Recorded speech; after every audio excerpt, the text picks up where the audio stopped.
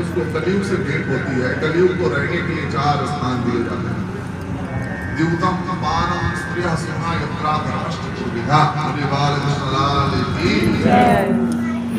सही मायने में इन 4 जगहों से व्यक्ति को हमेशा बच के रहना चाहिए। और अगर अपने भीतर वो 4 जगहों वाला दुर्गुण नहीं है तो दूसरे को बचाने का प्रयास करना चाहिए। इसीलिए इस कथा में उन 4 जगहों का वर्णन आया है। कलयुग जब हाथ जोड़ करके प्रार्थना करने लगा, महाराज मैं तो आपके ही साम्राज्य का व्यक्ति हूँ, बोले बाल कृष्ण लाल की। सही बात तो यह है कि भगवान श्री कृष्ण इस पृथ्वी को छोड़ करके जिस दिन गए उसी दिन से इस धरती पर कलयुग शुरू हो गया। और अभी कुछ ही दिन हुए थे गए तभी परीक्षित से भेंट हो जाती है श्री सुखदेव जी। श्री परीक्षित की भेंट होती है कलयुग के साथ में। और कलयुग को 4 जगह रहते, द्यूतम यानी जहाँ जुआ खेला जाता है, पानम जहाँ मदिरा पान किया जाता है, स्त्रिय जहाँ स्त्रियों के साथ विचार या वेश्यावृत्ति होती है, और सुवर्ण इन 4 जगहों पर द्यूतम पानम स्त्रिया सोना इन 4 जगहों पर रह सकते हैं। कथा ऐसी आती है महाराज की इन 4 जगहों में तो वो बड़ा विचलित हो जाता है। बाद में आनंद प्रताप से प्रार्थना करने के बाद में श्री परीक्षित जी महाराज उसके ऊपर कृपा करते हैं और कहते हैं तुम सोने में भी वास कर सकते हो। सोने में और कलयुग का वास, गीता में तो भगवान ने कहा है धातु नामोस्मि कांचन। हमारे मंदिरों में भी सोना लगाया जाता है। अभी राम मंदिर का जो शिखर बना है वो भी सोने का, काशी विश्वनाथ के मंदिर में भी शिखर में सोना लगा हुआ है। काशी विश्वनाथ जी मंदिर के भी सोना है। राम मंदिर के सारे दरवाजे सोने के हैं। हम लोग वहाँ काम किए हैं, हम देखते थे। पहली बार गया थोड़ा पहुंच नहीं था। बोले बाल कृष्ण लाल की जय। अगर भगवान सोने में वास करते हैं तो फिर सोने में कलयुग कैसे रह सकता है?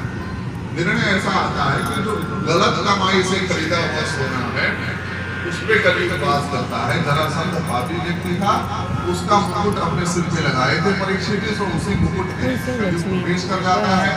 समीप ऋषि के आश्रम में जाकर के जल की याचना करते हैं, लेकिन वहां से जल जब प्राप्त नहीं होता है तो भगवान की ऐसी कृपा बनती है या उस समय की कुछ लक्षणा व्यंजना ऐसी बनती है कि श्री परीक्षित जी महाराज के मन में क्रोध आता। अरे कैसा साधु है, इस साम्राज्य का महाराजा तुम्हारे पास में आया है और तुम उस महाराज को जल भी नहीं दे रहे हो। जल मांग रहा है, राजा भगवान के स्वरूप होता है, तुम ऋषि मुनियों से सबसे बड़ा मैं। उतरते हैं क्रोध और आवेश से भर करके, अपने ही तरकश से एक बाण निकाल करके वहां मरा हुआ सांप पड़ा रहता है, सो समाधिस्थ समीप ऋषि के गले में लपेट देते हैं। बोले बाल कृष्ण लाल की जय हो। समीप मुनि के आश्रम में जाकर के उन्होंने सर लपेटा। सो उनके शिष्यों ने जाकर के उनके मुख्य शिष्य श्रृंगी ऋषि के पास जाकर के बताते हैं कि कोई आया था, राजा के वेश में था, उसने महाराज जी के गले में मरा हुआ सर्प लपेट दिया। अब ऋषि मुनि तो ऋषि मुनि होते हैं। आप एक बात समझ लीजिए कि जो ऋषि परंपरा के लोग होते हैं या जो साधु संत परंपरा के लोग होते हैं, आप उनके सामने किसी का भी अपमान कर दो, लेकिन अगर उनके गुरु का अपमान कर देते हैं तो वो लोगों को बहुत बुरा लगता है। क्यों? क्योंकि ये ऋषियों की परंपरा, ये संतों की परंपरा, ये पुरोहितों की परंपरा वो पूर्वजों से ही तो आई है।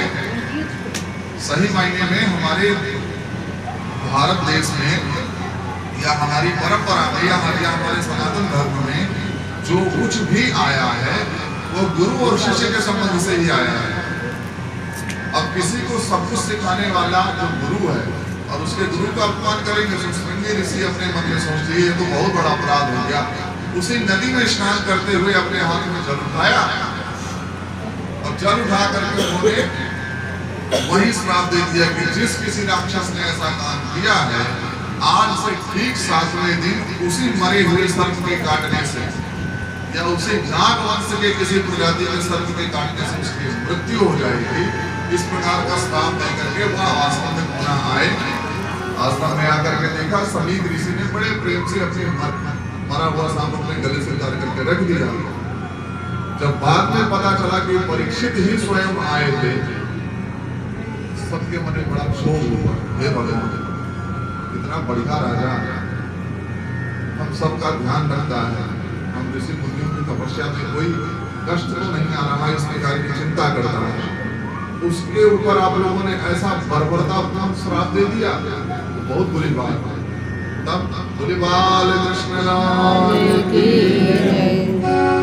अगर उसको ऐसा श्राप दे दिया गया है तो उसके मोक्ष का उद्योग करना भी हमारा धर्म है।